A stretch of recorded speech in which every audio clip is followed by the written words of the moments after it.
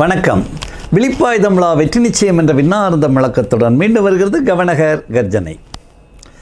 பைபிளில் ஒரு வசனம் உண்டு, அஞ்சாதே உனக்கு முன்னால் என் சமூகம் செல்கிறது அப்படின்னு. இந்த அப்பாவி கிறிஸ்தவனுங்க முட்டாள்களுக்கு இந்த வசனத்தோட டீப் ரூட்லாம் தெரியாது. வள்ளுவ பேராசான் அதுதான் சொல்லுவார், வெள்ளத்தனைய மலர் நீட்டம் மாந்தர்தம் உள்ளத்தனையது உயர்வு. Water depth is lotus height, mental strength is men's merit அப்படின்னு அதுக்கு ஆங்கிலத்தில் சொல்லியிருப்பாங்க. உள்ளுவதெல்லாம் உயர் உள்ளல். அடுத்தது எதை நினச்சாலும் மைண்ட் செட்டு பாசிட்டிவாக இருக்கணும், ஹை லெவலை நோக்கி இருக்கணும். மற்றது தள்ளினும் அது நடக்காம விட்டாலும் கவலைப்படாத, ஆனால் உன் எண்ணம் வீணாகாது. அந்த எண்ணம் ஏன் வீணாகாதுன்னா, அந்த மைண்ட் செட்டை தீர்மானம் பண்ணுறது ஆன்மா, உள்ளம், சோல். மனம் தீர்மானம் பண்ணிக்க முடியாது. மைண்ட் செட்டை உள்ளத்தில் உண்டாக்கணும். அப்போ அது ஆட்டோமேட்டிக்காக அது வெளியில் பிரதிபலிக்கும், வாழ்க்கையில் பிரதிபலிக்கும். இப்போ ஒரு வந்தே பாரத் எக்ஸ்பிரஸ் ஓட்டுற டிரைவர் ஏறி உட்கார்ந்த உடனே கோவையில் ஏறி உட்கார்றாருன்னா அவருக்கு 5.25 மணி நேரத்தில் சென்ட்ரலில் போய் விடணும். சென்னை எம்ஜிஆர் சென்ட்ரலில் போய் வண்டியை நிறுத்தணும். அப்போ அவருடைய மைண்ட் செட் எப்படி இருக்கும்?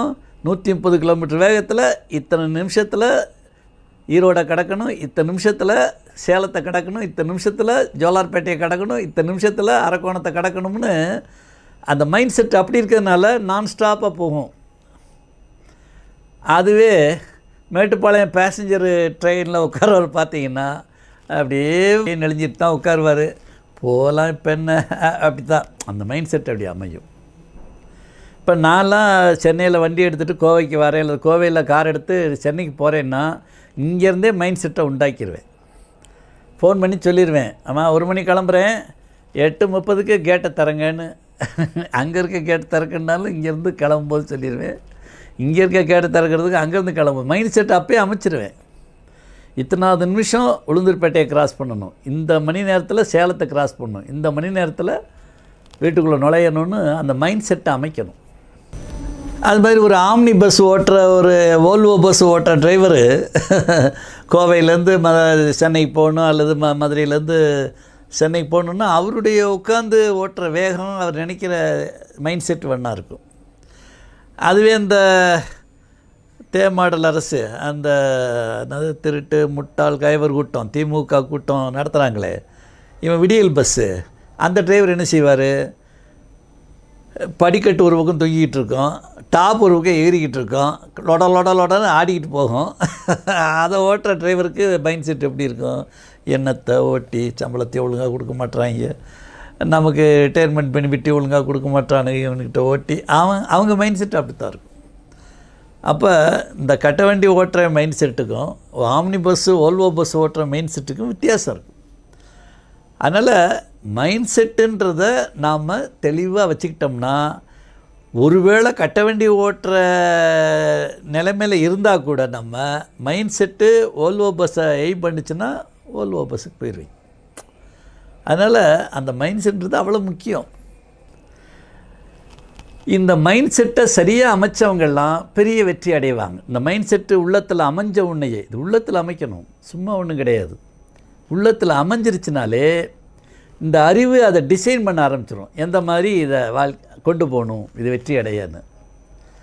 அப்புறம் இந்த ஆங்காரம் அதை லான்ச் பண்ணும். ஒரு ராக்கெட்னால் டிசைன் பண்ணுறது சயின்டிஸ்டோட அறிவு. அப்புறம் அதெல்லாம் கரெக்டாக பொசிஷனில் வச்ச பிறகு அதை லான்ச் பண்ணுறது இந்த ராக்கெட்டு பற்ற வைக்கணும், அப்போ தூக்கிட்டு போகும் சேட்டலைட்டை. அப்போ அந்த பற்ற வைக்கிறது தான் அந்த ஆங்காரம். அப்போ டிசைனை பண்ணிவிட்டு மைண்ட் செட்டில் ஒரு சேட்டலைட்டை மேலே லான்ச் பண்ணணுன்றது மைண்ட் செட்டு, அதை டிசைன் பண்ணுறது இன்டலெக்டு, அறிவு, அதை லான்ச் பண்ணி தூக்கிறது ஆங்காரம் என்ற நெருப்பு, ராக்கெட். இது மாதிரி நம்ம வாழ்க்கையில் இப்போ நாங்கள்லாம் வறுமையிலே தான் பிறந்தோம். கொடும் வறுமை, சாதாரண வறுமை இல்லை. கண் பார்வை இல்லாத அப்பா, என்னோட சகோதர சகோதரிகள், நான் பிறக்கும்போதே 4 பேர், உணவுக்கே வழி இல்லாது. அப்போ காமராஜர் மதிய உணவு திட்டம் கொண்டு வரலன்னு நாங்கள் படிச்சிருக்கவே மாட்டோம்.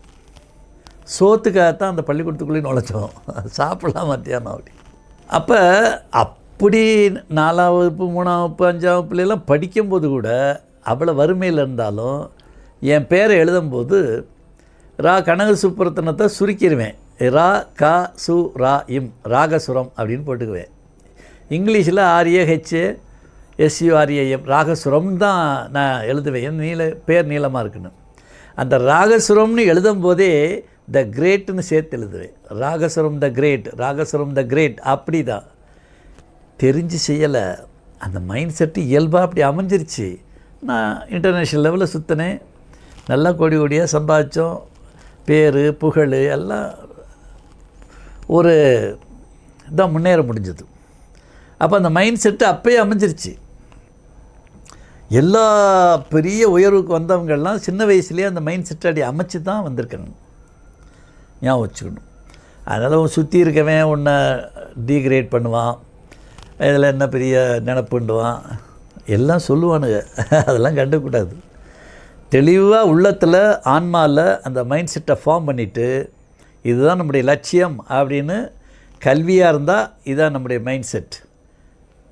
ப்ரொஃபஷன் தொழிலாக இருந்தால் இதுதான் நம்ம மைண்ட் செட்டு. வியாபாரமாக இருந்தால் இதுதான் நம்முடைய மைண்ட் செட்டு. வாழ்க்கை துணையாக இருந்தால் இதுதான் நம்ம மைண்ட் செட்டு. சரி, அது அந்த செட்டாகி அது நடக்காமல் போயிட்டாலும் அது உங்களுக்கு எப்படியோ ஒரு விதத்தில் உங்கள் வாழ்க்கையில் நீங்கள் நிறைவு பெறதுக்குள்ளே அதை குழந்தை கொடுத்துருன்றார் திருவள்ளுவர் பெருந்தகை. என் வாழ்க்கையில் நான் பார்த்துருக்கேன். பலது சின்ன வயசில் மிஸ் ஆகிருக்கும் என் மைண்ட் செட்டு. ஆனால் பின்னாடி அதெல்லாம் சேர்ந்துடும்.